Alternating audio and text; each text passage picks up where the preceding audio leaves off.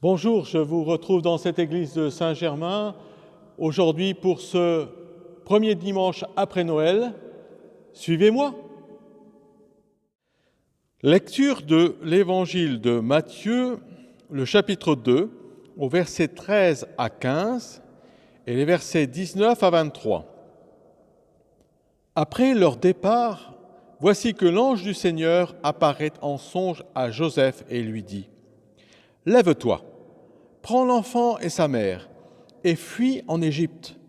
Reste là-bas jusqu'à ce que je t'avertisse, car Hérode va chercher l'enfant pour le faire périr. » Joseph se leva. Dans la nuit, il prit l'enfant et sa mère et se retira en Égypte, où il restera jusqu'à la mort d'Hérode, pour que soit accomplie la parole du Seigneur prononcée par le prophète : « D'Égypte, j'ai appelé mon fils. » Après la mort d'Hérode, voici que l'ange du Seigneur apparaît en songe à Joseph en Égypte. Et il lui dit : « Lève-toi, prends l'enfant et sa mère, et pars pour le pays d'Israël, car ils sont morts, ceux qui en voulaient à la vie de l'enfant. » Joseph se leva, prit l'enfant et sa mère, et il entra dans le pays d'Israël. Mais apprenant qu'Archélaüs régnait sur la Judée à la place de son père Hérode, il eut peur de s'y rendre. Averti en songe, il se retira dans la région de Galilée et vint habiter une ville appelée Nazareth, pour que soit accomplie la parole dite par les prophètes : il sera appelé Nazaréen. Vous venez d'entendre cet évangile. Cette histoire de la fuite en Égypte me fait penser à la protection de l'enfance, dont on entend parler, mais qu'au fond, on ne connaît pas bien. Et pourtant, dans un monde globalisé, où les populations sont de plus en plus mobiles, la protection de l'enfance doit s'organiser au niveau local, national et international. Connaissons-nous vraiment tout l'arsenal mis en place aujourd'hui pour la protection de l'enfance ? Je ne le crois pas. Sans parler directement de la protection de l'enfance dans notre canton. Je voulais aujourd'hui vous parler de la CIDE, la Convention internationale des droits de l'enfant. Elle fonde toutes nos actions ici et ailleurs dans le monde en faveur de l'enfance. Et nous savons que la Suisse est engagée. C'est un traité international adopté par l'Assemblée générale des Nations unies le 20 novembre 1989. Cette convention énonce les droits fondamentaux des enfants. Elle est aujourd'hui ratifiée par 196 États. Savez-vous que ce n'est qu'à partir du XIXe siècle que les enfants commencent à bénéficier d'une protection particulière en matière de travail, de justice et d'éducation.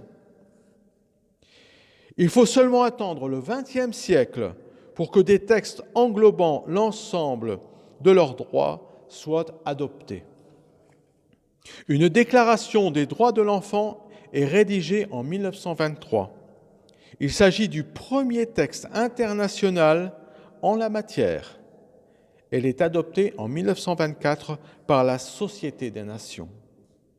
Après la Seconde Guerre mondiale, une nouvelle déclaration des droits de l'enfant est adoptée par l'Organisation des Nations Unies le 20 novembre 1959. Comme la Déclaration universelle des droits de l'homme, approuvée 11 ans plus tôt, cette déclaration n'a qu'une portée morale. Mais quand même, l'ONU déclare l'année 1979 année internationale de l'enfant afin d'inciter les États à agir en faveur de la protection et des garanties des droits de l'enfant. En 1978, la Pologne, s'appuyant sur les idées du pédiatre polonais Janusz Korczak, propose aux Nations Unies un projet de convention relative aux droits de l'enfant, instrument qui serait contraignant.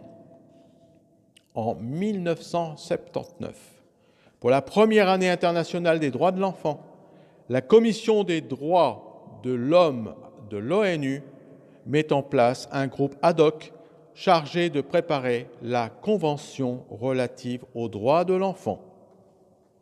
Le 20 novembre 1989 à New York, après des années de débats et de travaux, la Convention internationale des droits de l'enfant est approuvée à l'unanimité par l'Assemblée générale des Nations unies. Le 2 septembre 1990, la Convention entre en vigueur. Il s'agit à ce jour du traité international le plus largement et le plus rapidement ratifié. Depuis cette signature, chaque 20 novembre est célébrée la Journée internationale des droits de l'enfant. Elle repose sur 4 principes: la non-discrimination, l'intérêt supérieur de l'enfant. L'enfant devient un sujet de droit et non plus un objet de droit. Le droit à la vie, à la survie et au développement. Le respect des opinions de l'enfant sur toute question qui le concerne. La Convention internationale des droits de l'enfant définit l'enfant comme un être humain, comme tout être humain âgé de moins de 19 ans, sauf si la majorité est atteinte, plutôt en vertu de la législation qui lui est applicable.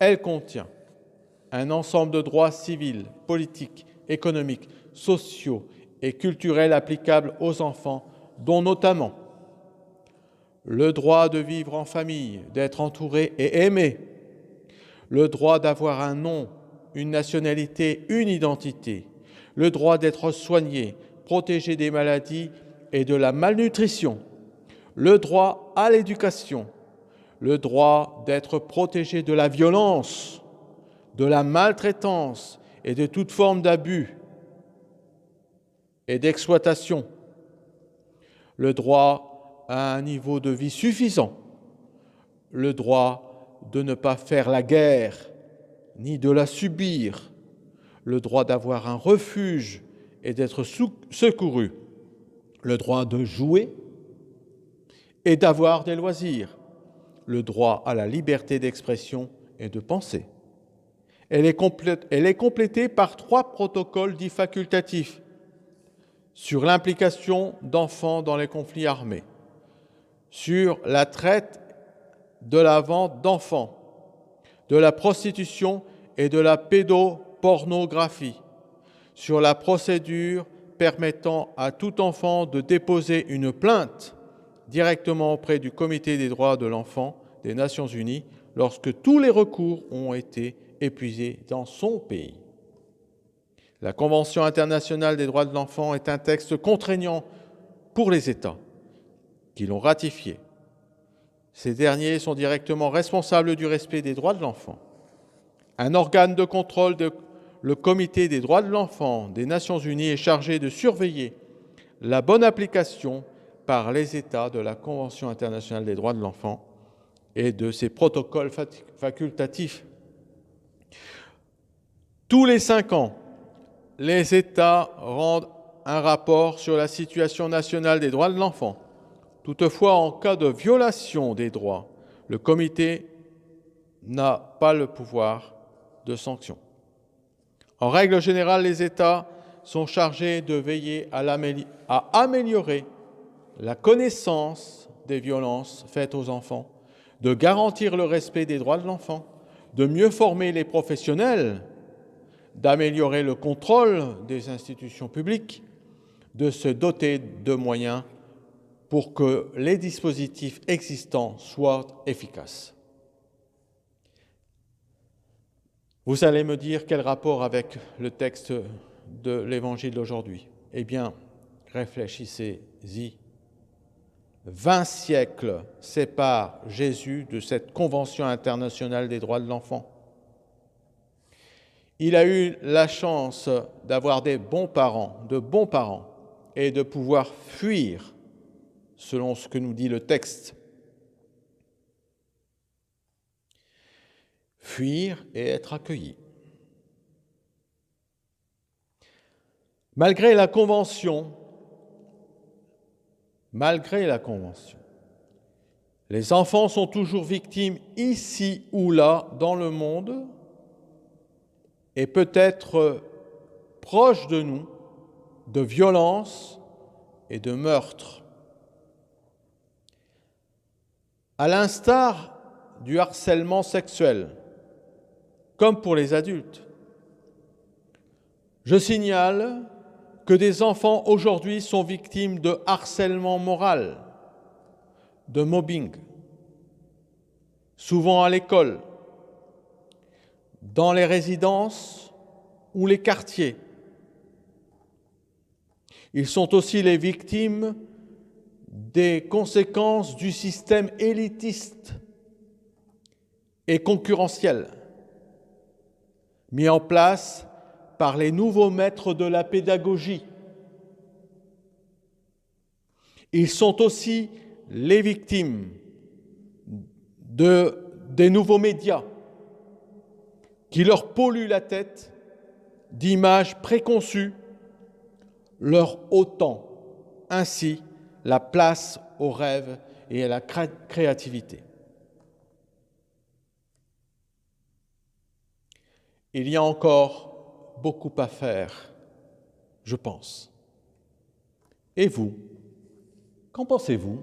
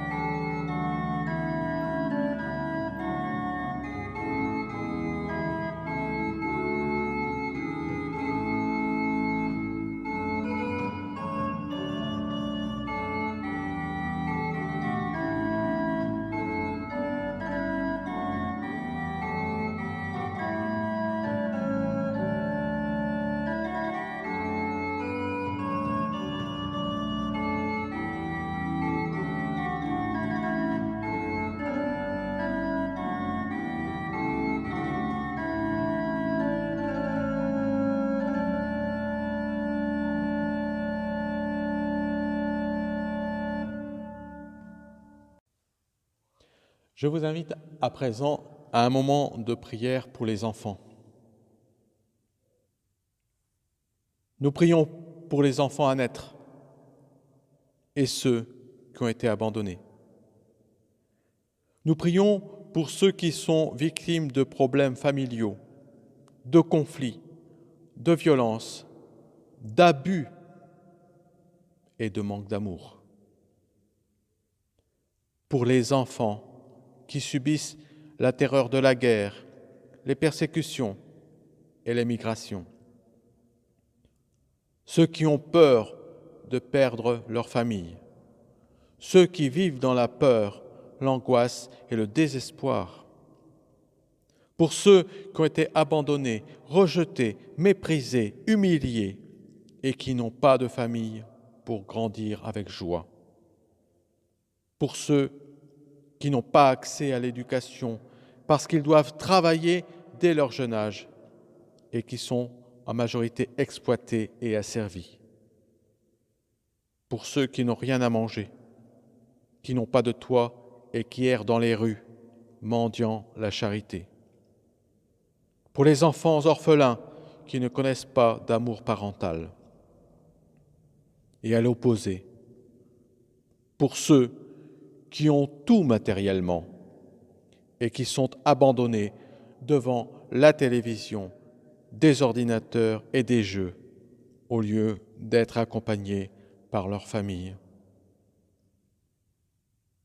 Pour tous les enfants, nous demandons, Dieu, Père, de les protéger, de leur donner l'amour, de transformer le cœur de chacune et chacun qui les approche pour changer leur situation et leur apporter de la compassion.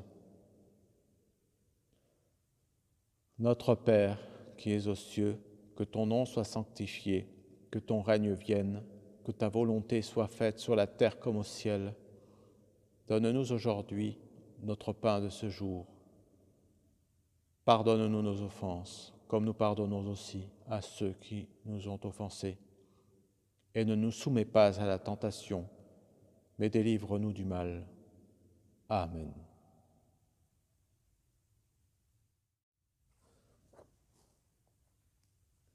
Nous voici au terme de notre temps spirituel de réflexion, de méditation, de prière, d'écoute, de musique. Il me reste à vous donner rendez-vous, alors, soit sur notre chaîne YouTube, dimanche prochain, soit en présentiel à l'église de la Trinité de Nancy, pour fêter ensemble l'Épiphanie. Bonne semaine!